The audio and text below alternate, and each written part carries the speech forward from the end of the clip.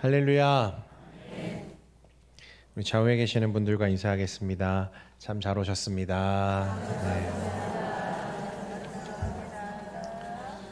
한 번 더 인사하면 좋겠습니다. 오늘 하루 수고 많으셨습니다.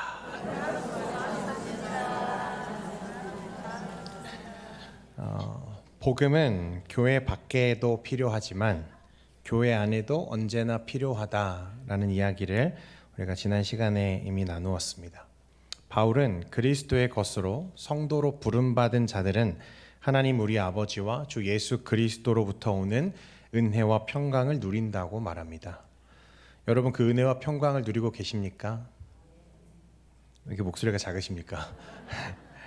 그리스도에게 속하는 것, 그거는 어떻게 보면 내 모든 주체적인 권리를 주님께 내어드리는 거죠. 그렇게 하고 나면 우리가 누리는 것은 하나님과 또 주님으로부터 오는 은혜와 평강이라는 것입니다. 바울은 이것 때문에 스스로를 종이라 말하는 것을 기뻐했습니다. 그리스도의 은혜와 평강, 이 세상에서는 맛볼 수 없는 그 하나님의 기쁨이 바울 안에 넘쳐왔다는 것이죠. 그런데 바울이 이렇게 복음이 주는 유익에 대해서 우리에게 선명하게 말하고 있는데 반면에 사실은 이 기쁨에 대해서 아마 공감되지 않는, 또 너무 멀게만 느껴지시는 분들도 상당히 많을 거라고 생각이 됩니다. 우리 안에 이런 기쁨과 감격이 없다는 것도 놀라운데, 사실 실제로 교회와 또 교회 공동체를 전심을 다해 섬기고 있는 이 헌신자들이죠. 헌신자들이 하나같이 말하고 또 공감하는 게 뭐냐면, 요즘에 교회가 너무 힘들다는 거예요. 힘들다. 예수 믿는 게 정말 보통 일이 아니죠, 여러분. 교회 밖에 있는 사람들은 어떻습니까? 주말이 되면 저기 강으로, 바다로, 들로 놀러 가기 바쁘죠. 주말에 호텔 가보십시오, 여러분. 빈 방이 없습니다. 도로에 차들이 가득가득 들어차 있죠. 바닷가의 펜션들의 사람들로 가득가득합니다. 사실 황금 같은 주말이라고 하잖아요. 그죠? 사람들이 맨날 금요일만 오기를 얼마나 학수고대합니까? 그죠? 이렇게 주일을 기다려야 될 텐데. 그런데 우리 믿는 사람들은 어떻죠? 성가대며 또 찬양팀이며 구역교사, 구역장, 전도회 임원 해야 될 일이 왜 이렇게 많습니까? 이건 주일이 안식일이 아니라 무슨 일입니까? 노동일이 되어 있는 우리의 현실입니다. 다음 날 이제 출근해야 되는데, 일하러 가야 하는데 우리 몸은 어떻습니까? 이미 녹초가 되어 있는 거죠. 교회가 힘들다. 이상하죠? 어느새부턴가 우리는 지쳐가고 있고 그만하고 싶을 때도 있습니다. 실제로 그렇게 떠나간 사람도 상당히 많습니다. 여러분, 요즘에 대형 교회는 코로나 이후에 사람들이 줄어들까요? 아니면 더 많아질까요? 더 많아졌어요. 왜 그런 줄 아세요, 여러분? 이때다, 지금이 기회다 하고 봉사하던, 교회에 봉사하던 중직들이 대형 교회로 간대요. 가는 이유가 뭘까요? 나도 좀 누려보자. 이제 그런 마음으로 대형 교회를 간다는 거예요. 어제 대형 교회 사역하고 있는 한 목사님과 전화를 했는데, 그 교회는 1년에 1,000명씩 등록한대요. 초신자만 1,000명입니다, 여러분. 놀랍죠? 네. 그런데 기독교 인구는 늘지를 않아요. 그죠? 이게 우리의 현실이라는 거예요. 여러분, 목회자라고 예외가 아닙니다. 목회자로서도 사실 주일이 너무 고단할 때가 있습니다. 여러분, 복음이 주는 자유와 기쁨이 없으면, 주님이 주시는 은혜와 평강이 없으면, 누려지지 않으면 교회가 이렇게 힘든 곳이 됩니다. 만약 교회가 여러분들에게 힘든 곳이라면, 지금 여러분이 그렇게 느끼고 계시다면 여러분 굉장히 위기감을 느끼셔야 됩니다. 어느샌가 우리가 인식하지 못한 순간에 신앙의 위기가 찾아왔고 교회의 위기가 되어 있는 거죠. 오늘 말씀에 바울은 아주 중요한 주제들을 우리에게 말하고 있는데요.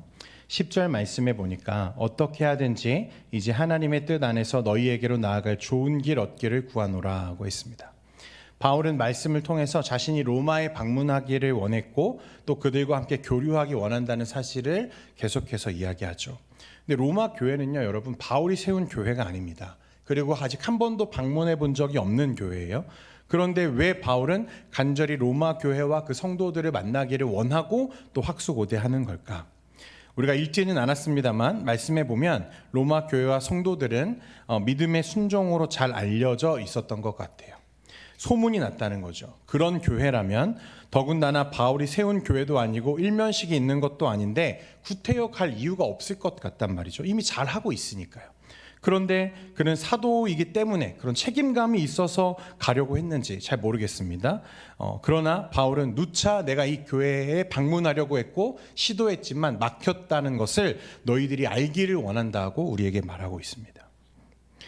보통 우리가 생각하면 지금 보내는 편지와 같은 방법으로도, 그리고 본인이 굳이 가지 않더라도 디모데와 같은 자신의 사랑하는 사람들을 통해서라도 그렇게 할 수 있을 텐데 굳이 왜 바울은 로마 교회에 가기를 원했을까? 13절에 보면 수차례 방문할 계획이 좌절되었다고 말하기도 하죠. 이유가 11절과 12절에 나오는데요. 먼저 11절 말씀 우리 같이 한번 읽겠습니다. 시작. 내가 너희 보기를 간절히 원하는 것은 어떤 신령한 은사를 너희에게 나누어 주어 너희를 견고하게 하려 함이니. 물론 로마 교회의 복음의 그 승전보가 사람들에게 알려져 있고 로마 교회는 참 건강하게 잘 세워져 가는 교회였지만 여러분, 그러나 세상에 문제 없는 교회, 약함이 없는 교회가 없는 거죠. 그러니까 사도 바울은 말하기를 내가 너희 보기를 간절히 원하는 것은 어떤 신령한 은사를 나누어 주어 너희를 견고하게 하려 함이다 했습니다. 사실 로마 교회는 안팎으로 문제가 있었어요. 기억하시죠? 밖에서는 네로 황제가, 그죠? 역대 로마 황제 중 가장 기독교를 극심하게 박해했던 네로 황제가 활동하던 시기였고, 안에서는 로마 교회 안에 분쟁이 있습니다. 유대인 출신 그리스도인과 이방인 출신 그리스도인들 사이에 알게 모르게 일어나는 미묘한 그런 다툼들이 늘 있었던 거죠. 그런 로마 교회에 바울은 방문해서 말씀대로 어떤 신령한 은사를 나누어 주고 그들을 견고하게 세우기 원한다고 이렇게 말합니다. 이게 첫 번째 방문 목적이었습니다. 그들을 믿음 안에 견고하게 세우는 것. 그런데 여기서 신령한 은사에 대해서 이야기를 합니다. 이 신령한 은사가 뭘까? 말씀은 정확하게 기록하고 있지 않지만 사도 바울이 고린도 교회에 보낸 고린도전서 12장 8절에 보면 성령의 은사를 설명하는 가운데 이런 말씀이 있습니다. 어떤 사람에게는 성령으로 말미암아 지혜의 말씀을, 어떤 사람에게는 같은 성령을 따라 지식의 말씀을, 이렇게 표현하거든요. 그러니까 성령으로 말미암는 신성한 어떤 은사는 무엇이냐면 곧 말씀이었습니다. 사도 바울은 로마 교회 성도들과 지금 무엇을 나누고 싶다고 말하는 거예요? 말씀을 나누고 싶다고 이야기하는 거예요. 성령으로 말미암는 지혜와 지식의 말씀을 너희와 나누기를 원한다고 얘기하는 것입니다. 사도 바울에게는 있지만 아직 로마 교회 성도들에게 알려지지 않은 무언가가 있고 그건 분명 말씀이었을 거예요. 여러분, 우리는 지금 이 신구약 성경 66권 우리가 말씀으로 정경으로 들고 있지만 당시에는 성경이 있습니까? 성경이 없죠, 여러분. 그들이 들을 수 있는 건 오직 사도들의 말씀과 지도자들의 가르침이 전부였어요. 당시에는 신학교도 없고 체계화된 교회 시스템이나 건물도 존재하지 않은 당시 이 회당에 모여서 지도자들의 말씀을 듣는 게 고작이었고 그마저도 아직 잘 정리되지 않은 체계가 잡히지 않은 상태였다는 것입니다. 실제로 교회사에 보면요, 이제 교리나 신학이 언제 정립이 되고 교회 안에 합의가 시작이 되냐면요, 초대교회 당시에 이런 시스템이 없고 뭐 신학도 없고 학교도 없고 이런 상황에서 큰 이단들이 일어납니다. 영지주의 이단 들어보셨죠? 알미니안주의들, 이런 이단들이 일어나는 거예요. 이런 거대한 이단들이 일어나서 교회의 어떤 그 신령한 진리를 막 흔들려고 할 때 그때 교회가 무엇을 하기 시작합니까? 교리를 정립해 가기 시작합니다. 이게 교리가 발전된 역사예요. 그러니까 이단이 일어나서 그것을 방어하려고 하다 보니까 자동적으로 교리가 이제 정립이 되고 체계화가 되어 가는 거죠. 여러분, 예를 들어서 우리 예수님이 완전한 사람이시고 동시에 완전한 하나님이시다. 우리가 늘 고백하는 내용 아닙니까? 그래서 예수님은 완전한 신성과 완전한 인성을 동시에 지니고 계셨다는 사실을 너무나 잘 알죠. 주일학교 학생들도 아는 얘기입니다. 그런데 초대교회에 이 예수님의 양성 문제로 300년을 교회가 싸웠습니다. 300년. 놀랍죠, 여러분? 그러고 나서 지금 우리 손에 들려진 것이 예수 그리스도의 완전한 신성과 완전한 인성에 대한 교리입니다. 그만큼 진통이 있었다는 거예요. 말씀이 없는 거죠. 로마 교회가 물론 복음의 열매도 있고 전도의 열매가 풍성하게 맺히고 있는 기쁜 소식이 가득한 교회였지만 사실 진리와 말씀에 대해서 분별력이 사실 없었다는 거죠. 당시 기대할 곳이라고는 사도들이 이렇게 말씀을 정리해서 보내는 서신들과 사도들의 방문이 전부였던 시대였습니다. 그래서 바울은 로마 교회를 방문하고 성령님이 바울에게 주신 신령한 은사였던 말씀을 통해 로마 교회의 성도들과 당시 혼란스러웠던 시대에 흔들리고 있는 교회를 견고하게 세우고 싶었던 것입니다. 오늘날 여러분 교회가 겪는 영적인 기근도 저는 다른 이유가 아니라고 생각합니다. 우리가 봉사를 적게 해서 또 우리가 어떤 예배가 적어서 우리가 그런 기근, 영적인 기근을 겪고 있는 게 아니라는 말입니다. 무엇 때문일까요? 이 말씀의 공급이 없기 때문입니다. 믿음이 없어서 흔들리는 게 아니고 말씀이 없어서 흔들리는 거예요. 교회에는 있는데, 교회에 나오기는 하는데 말씀의 공급이 없는 세대. 예수를 믿고 헌신하고자 하는 열의는 있는데 말씀을 지속적으로 공급받지 않는 상태. 그게 오늘날 한국교회의 현실이고 저와 여러분의 문제인지도 모르겠습니다. 이 자리에는 예수 그리스도가 내 구주요, 주인이심을 고백하는 성도님들이 전부이라고 생각합니다. 주님의 부르심에 반응한 날이 있으셨죠. 마음이 뜨거웠을 겁니다. 내가 주님께 선택되었고 주님이 나를 부르셨다는 사실에 눈물로 밤을 지새우며 회개했던 그 날들이 기억나실 겁니다. 그런데 그 마음, 뜨거워졌던 그 마음이 어떻게 됐습니까? 지금 돌아보면 많이 식었죠. 그죠? 저도 마찬가지입니다. 오래 지속되지 않는 거죠. 왜 그럴까요? 말씀을 지속적으로 공급하지 않았기 때문에 그렇습니다. 아모스서 8장 11절에 주 여호와의 말씀이니라 보라 날이 이를지라 내가 기근을 땅에 보내리니 양식이 없어 주림이 아니며 물이 없어 갈함이 아니요 여호와의 말씀을 듣지 못한 기갈이라. 목사님 저는 예배를 전부 참석하고 있는데요. 수요 예배, 금요 예배, 새벽 예배 다 참석하고 있는데요. 잘하고 계십니다. 그렇지만 그것만으로 우리가 주일에 드리는 예배 1시간만으로 한 주간 내 삶의 모든 양식, 영의 양식이 채워졌다고 착각하는 것은 굉장한 위험입니다. 주일 1시간 예배를 통해서 듣는 말씀도 귀하지만 그것이 일주일을 살아가는 우리의 중요한 기준이 되어야 하겠지만 그것만으로 충분하다고 여기시면 안 돼요. 여러분 아침밥을 우리가 든든히 먹고 길을 나서도 점심이 되면 어김없이 무엇이 울립니까? 배꼽 시계가 울리죠. 경민아 지금 밥 먹어야 될 때다. 요즘에 제가 열심히 지금 다이어트 중인데 대신방이라는 지금 큰 산을 만나서 걱정입니다. 저를 위해서 여러분 기도해 주십시오. 그렇기 때문에 여러분 개인의 경건을 위해서 영적인 삶을 위해서 우리는 말씀을 계속 읽어야 돼요. 여러분 하나님이 말씀을 왜 문자로 하나님의 뜻을 이 문자로 기록하게 하셨을까요? 그냥 1시간 가서 목사를 통해서 말씀을 들으라고? 아니에요 여러분. 하나님이 성경을 우리에게 주신 것은 이 성경을 계속해서 반복적으로 읽고 또 읽고 묵상하라고 주신 거예요. 믿으십니까? 하나님의 뜻이 거기에 있는 거죠. 여러분 1시간 주일에 드리는 예배와 또 우리 수요 예배, 금요 예배, 중간중간 예배가 있지만 그 예배들은 우리가 드리는 하나님의 어떤 특별한 은혜의 시간이겠지만 그것만으로 우리의 영적인 은혜가 충분하다고 여기시면 안 된다는 거예요. 꽤 오래되셨죠? 내가 성경 공부를 언제 했었지? 내가 말씀을 언제 일독을 해봤지? 꽤 오래되신 분들 계시죠? 위기입니다. 위기. 다시 도전하는 은혜가 있기를 바랍니다. 12절 말씀해 보니까 이는 곧 내가 너희 가운데서 너희와 나의 믿음으로 말미암아 피차 아니함을 얻으려 함이라 하고 또 말합니다. 바울이 로마 교회를 방문하려고 했던 두 번째 이유가 이건데 피차 무엇을 얻으려 함이라? 안위함을 얻으려 함이라. 이게 진짜 중요한 말씀입니다.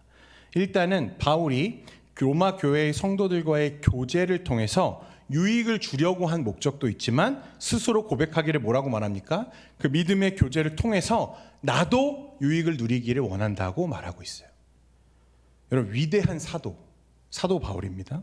우리가 읽고 있는 성경, 신약 성경 중 대다수가 바울의 작품이죠.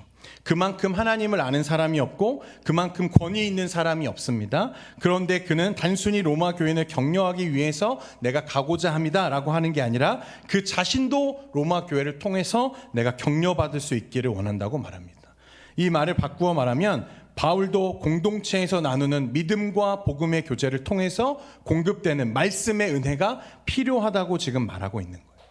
바울이 그러할진데 여러분 우리는 오죽하겠습니까?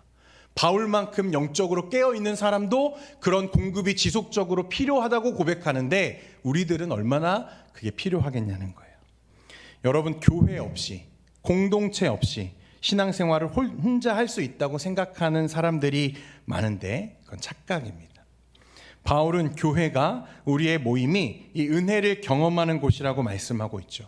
말씀과 공동체는 그러니까 늘 함께 가는 거예요. 이 둘 중에 하나만 끊겨도 건강한 성장이 불가능하다는 것입니다. 말씀을 지속적으로 먹어야 되고 그 말씀을 통해서 교회에 와서는 우리의 건강한 공동체, 전도회나 여러 가지 부서들, 모든 활동들을 통해서 말씀의 은혜가 나누어지고 교제가 되어야 된다는 거예요. 둘 중에 하나만 끊어져도 건강하지 않습니다. 공급이 끊어지면 여러분 어떤 현상들이 일어날까요? 일방적인 에너지 소진이 일어나기 시작합니다. 마른 오징어 같은 우리의 상태임에도 불구하고 봉사는 해야 되니까 꾸역꾸역 우리 전도사님과 목사님들이 계속해서 연락하죠. 올해도 저 구역장으로 구역교사로 좀 섬겨주세요. 전도회 임원 좀 해주세요. 계속해서 막 연락하잖아요 우리가. 그러면 또 알겠습니다. 저 진짜 힘든데 올해도 하루 한 해만 좀 더 열심히 내보겠습니다. 마른 오징어를 계속해서 막 쥐어짜내는 거죠. 그러다 보면 어느새 모든 에너지를 소진하고 이제 교회가 점점 멀어지기 시작하는 것입니다. 복음을 듣고 믿음으로 반응한 사람들이 모이는 곳이 교회입니다. 공동체예요. 공동체. 믿음의 사람들이 서로 모여서 격려하고 위로하고 또 믿음의 경험들을 나누고 그 가운데 주님이 역사하십니다.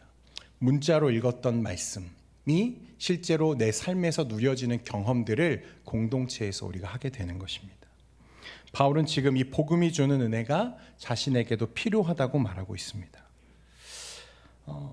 사랑하는 성도 여러분, 말씀과 공동체를 늘 사랑하는 저와 여러분 되기를 원합니다. 그리고 세 번째로요, 견고히 세우고 피차간에 안위하는 것 외에도 바울이 로마 교회를 방문하려고 했던 한 가지 이유가 더 있습니다. 13절 말씀 같이 한번 읽겠습니다. 시작. 형제들아, 내가 여러 번 너희에게 가고자 한 것을 너희가 모르기를 원하지 아니하노니 이는 너희 중에서도 다른 이방인 중에서와 같이 열매를 맺게 함이로되 지금까지 길이 막혔도다. 열매를 맺는 것은 두 가지 측면에서 이해할 수 있습니다. 먼저 바울은 로마 교회 안에서 내가 추수하기를 원한다고 이야기하는 거죠. 하지만 바울은 교회 밖에서도 추수하기를 원합니다. 바울은 그들을 격려하고 또한 전도하기 위해서 로마 교회에 가고 싶다고 말하는 거예요. 그러면서 14절에 되게 유명한 말씀을 남기는데 헬라인이나 야만인이나 지혜 있는 자나 어리석은 자에게 다 내가 못한 자라 빚진 자라고 말합니다. 빚진 자. 이때 바울이 되게 재밌는 표현을 사용한 거예요. 빚진 자, 빚진 자.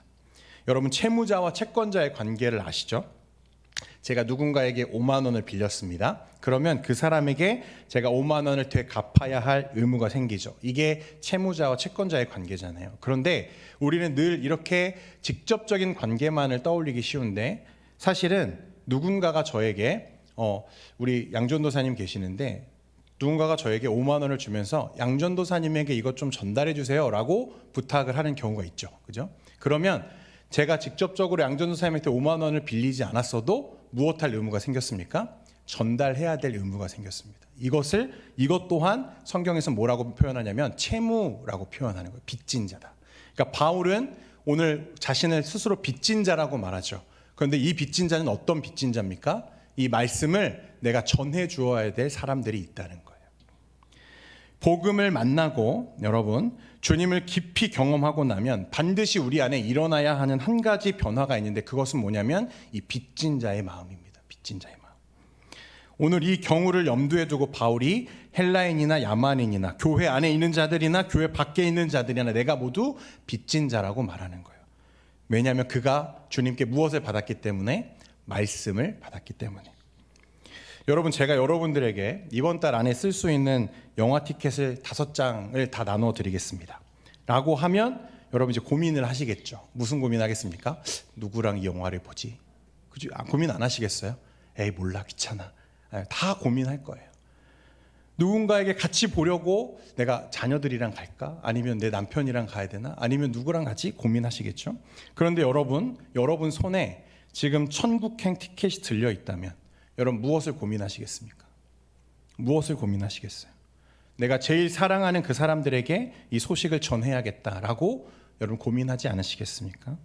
무료 영화 티켓 하나만 생겨도 누구와 볼지를 고민하는데, 하나님 나라, 영원한 생명을 누릴 수 있는 복음이 내 손에 있다는 확신이 있다면 여러분 당연히 전도해야 된다는 생각을 할 수밖에 없는 거죠. 내 가족들, 내 친구들, 직장 동료들, 나에게 소중한 모든 사람에게 복음을 전하고 싶어질 것입니다. 오늘 바울은 이것을 얘기하는 거예요. 여러분 말씀을 정리합니다. 복음을 만나면 여러분 그게 끝이 아니에요. 우리가 예수를 믿는다고 해서 그것을 우리의 모든 일이 끝난 게 아닙니다. 무엇을 공급받아야 돼요? 지속적으로 말씀을 공급해 줘야 돼요. 영적인 성장입니다. 그리고 은혜를, 내가 받은 은혜를 교회와 공동체와 모임에서 나눌 때 여러분 우리가 받고 있는 그 은혜가 훨씬 더 커지는 것들을 우리가 경험하게 돼요. 추상적인 의미를 넘어서 실제적인 역사임을 우리가 확신하게 됩니다. 나도 그런 은혜가 있는데, 나도 그런 간증이 있는데, 이 사람에게도 있네. 이분에게도 같은 간증이 있네. 하나님은 동일하시구나. 이런 은혜들을 우리가 막 삶에서 누리게 되는 거예요. 여러분 지난 시간에도 언급했습니다만 로마 교회에 네로 황제가 얼마나 많이 박해했습니까? 베드로 사도와 바울 사도도 이때 순교한 걸로 알려지죠. 이후 300년에 걸쳐서 로마 제국은 기독교를 계속해서 핍박했어요. 10명의 황제가 바뀌는 동안 교회는 수천, 수만, 수십만 명의 순교자를 배출했습니다. 예수 믿는다는 이유 하나만으로 서슬퍼런 형장의 이슬로 많은 사람들이 희생당했어요. 가족들이 보는 앞에서 처형당했습니다. 그런데 한 번도 복음은 위축된 일이 없습니다. 왜 그런지 아십니까? 이 빚진 자의 마음 때문에 그렇습니다. 빚진 자의 마음. 주님이 나를 구원하셨다고 하는 확신이 내 안에 가득하다면 이제는 내가 빚진 자로서 내가 해야 할 일이 명확해지는 거예요. 주 안에 사랑하는 성도 여러분, 여러분들이 이 복음의 메인자들입니다. 믿으십니까? 여러분 이제 나이가 많으니까 목사님 저는 이제 은퇴했는데요. 여러분 복음에는 은퇴가 없습니다. 우리 직분에는 은퇴가 있을지 몰라도 말씀에는 은퇴가 없습니다. 믿으십니까? 네, 우리는 현역이에요. 우리는 날마다 주님이 주시는 우리의 가정과 우리의 일터와 또 우리의 자녀들과 이 모든 관계 안에서 이 하나님의 나라를 아름답게 세워가는 저와 여러분 되기를 원합니다. 기도하겠습니다. 거룩하신 하나님 아버지, 오늘 말씀을 통해서 또 우리가 배웁니다. 주님, 주의 공동체와 또 주의 은혜와 또 주의 가정들의 하나님의 말씀이 끊이지 않도록 늘 풍성한 은혜를 우리 가정에, 우리 모든 성도의 가정에 부어 주옵소서.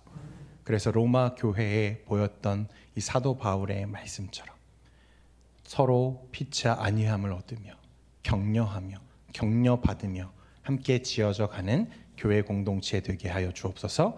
예수님의 이름으로 기도합니다. 아멘.